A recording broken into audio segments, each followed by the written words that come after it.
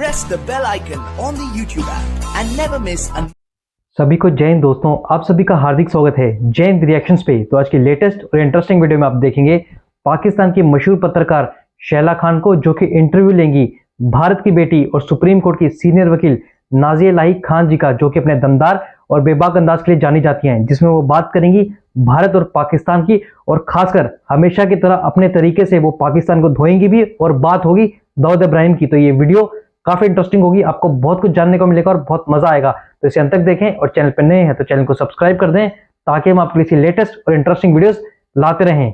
जय हिंद, जय भारत। उसके जो है कहते हैं ना जहर देकर मारने की खबर पर आपका क्या रिएक्शन है? वंदे मातरम, भारत माता की जय।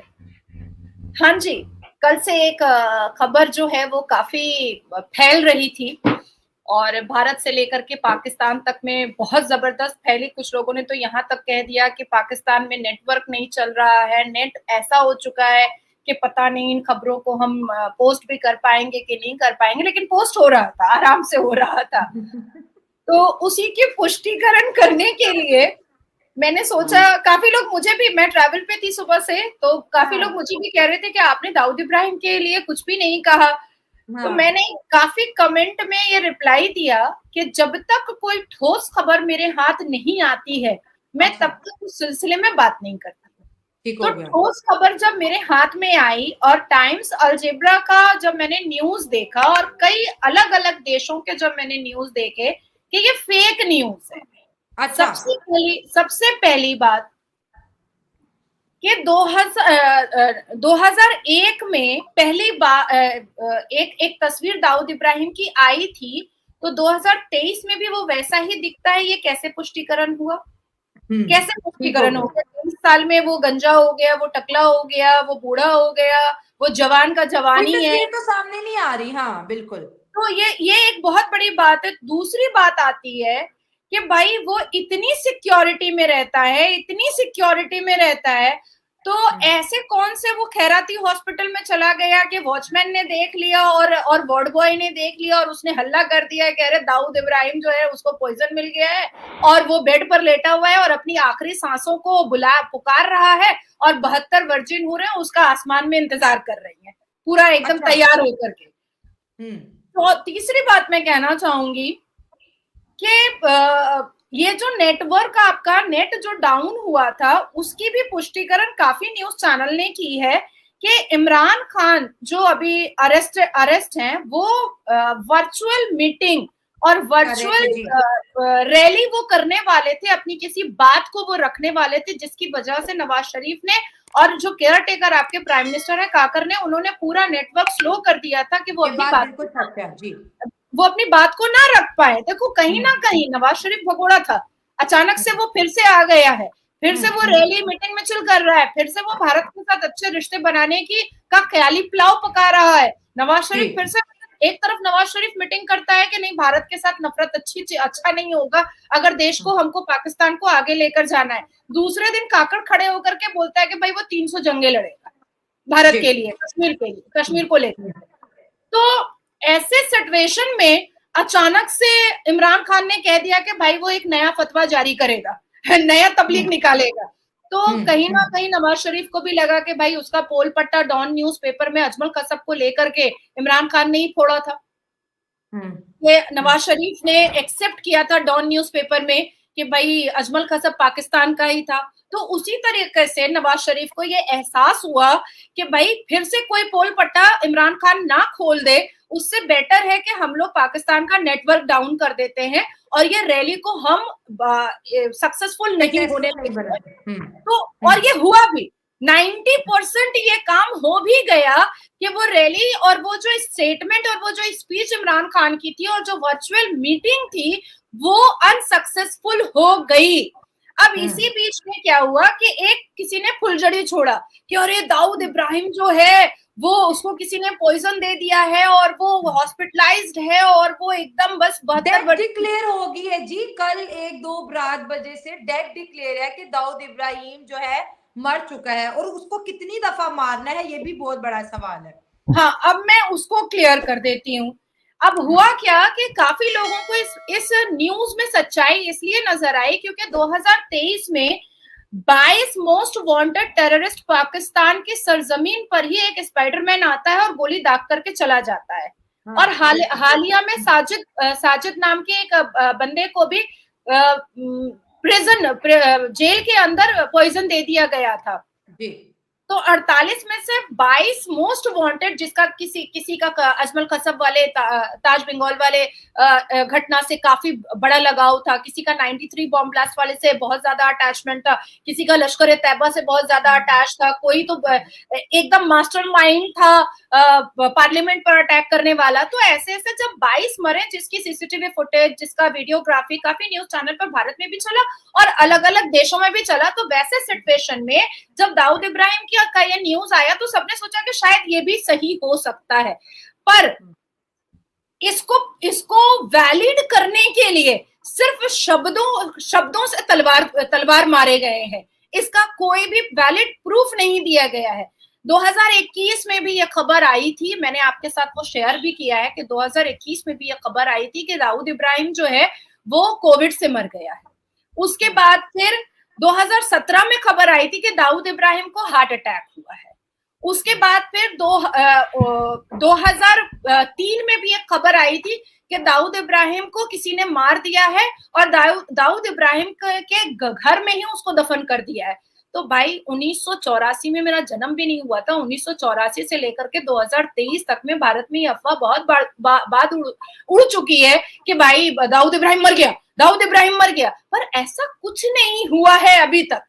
हाँ, इस चीज की पुष्टिकरण जरूर हो गई है कि जावेद मियांदाद जो आपके पूर्व खिलाड़ी हैं, क्रिकेट खिलाड़ी, उनके समधी जो हैं उनको पाकिस्तान में ही रखा गया है। और वर्ल्ड कप के दौरान मैंने ये बात कही भी थी, हालांकि उस वक्त मजाकिया तरीके से मैंने कहा था कि जावेद मियांदाद से पूछा जाए कि दाऊद इब्राहिम कहाँ है, तो आज देखिए इस बात पर मोहर लग चुकी है कि आपके पाकिस्तान ने सिर्फ अजमल कसब नहीं रखा, लश्कर ए तैयबा नहीं रखा, जिहादी और टेररिस्ट नहीं रखा, उसामा बिन लादेन नहीं रखा, आपने दाऊद इब्राहिम को भी रखा, जिस पर काफी पिक्चर भी बनती है भारत में कि इस मुल्कों की पुलिस डॉन को ढूंढ रही है और डॉन जो है वो भाई पाकिस्तान की सरजमीन पर है, मजे उड़ा रहा है पाकिस्तान की सरजमीन पे, समधी के यहाँ समधियाना खाना खा रहा है।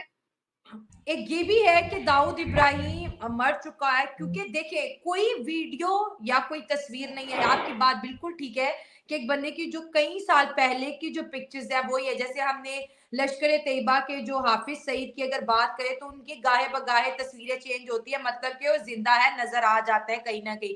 लेकिन इतना बड़ा डॉन जिसको दुनिया ढूंढ रही है और वो सफाई हस्ती से गायब है, तो ये आपकी बात है कि कितनी दफा उसको मारेंगे, कोई ना एक खबर तो सच्ची होगी ना इसमें कि किसी एक खबर में तो वो फुड़क गया। हाँ। भाई 2001 में मैं जैसी दिखती थी, अभी 2023 में मैं बिल्कुल अलग दिखती हूँ।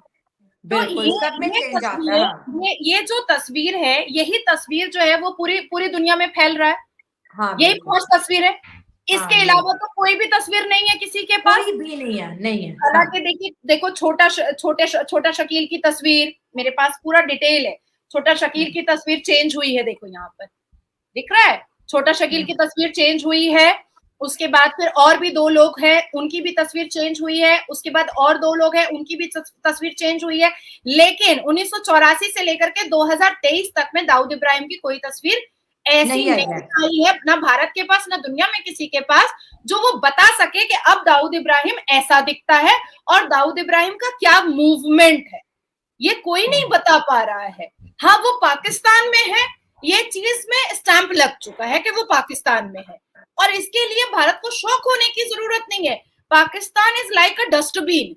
पाकिस्तान को मैं ऐसे ही डिस्क्राइब कर सकती हूँ कि वो एक डस्टबिन है, जितने कीड़े मकोड़े हैं, जितने भी गंदगी है, वो उस डस्टबिन में ही जाकर के, इसमें कुछ अच्छे लोग भी रहते हैं। हाँ, नहीं माना, लेकिन 25 करोड़ आवाम रहती है और उनका ये मुल्क है, हमारा भी मुल्क है। चलिए हम मानते हैं कि खराबियां हैं और माजी में हमने बहुत बड़े बड़े ब्लंडर किए, बहुत गलतियां की हैं, लेकिन आने वाले वक्त में तो हम अच्छा सोच सकते हैं ना, कुछ अच्छी बात कर सकते हैं, जैसे कि टेररिस्ट का निपटाना पाकिस्तान के अंदर। और आप देखिए हमारी गवर्नमेंट इससे लेके कोई बात भी नहीं कर रही है कि क्यों मारे जा रहे हैं। तो कहीं ना कहीं पर हम भी इनसे छुटकारा चाहते हैं, जो कि एक वाजिया मैसेज है पाकिस्तान का। नहीं, आपकी गवर्नमेंट इसलिए नहीं बात कर रही है कि आखिर 48 टेररिस्ट में से मोस्ट वांटेड 48 टेररिस्ट जिन्होंने भारत के हमले में जिनका सबसे बड़ा हाथ रहा है, मास्टरमाइंड रहे हैं, उनकी मौत 22 की हो चुकी है 48 में से। आपकी सरकार इसलिए नहीं कह रही है या कन्फ्रंटेशन में या डिबेट में इस बात को इसलिए नहीं उठा रही है क्योंकि कहीं ना कहीं 300 जंगें लड़ने का जो हवाबाजी है वो क्लियर होकर के सामने आ जाएगा। आप देखिए कि हमने सिर्फ अभी 300 की बात की है, हमारी 300 पे बस है, उससे आगे नहीं हम बढ़ सकते।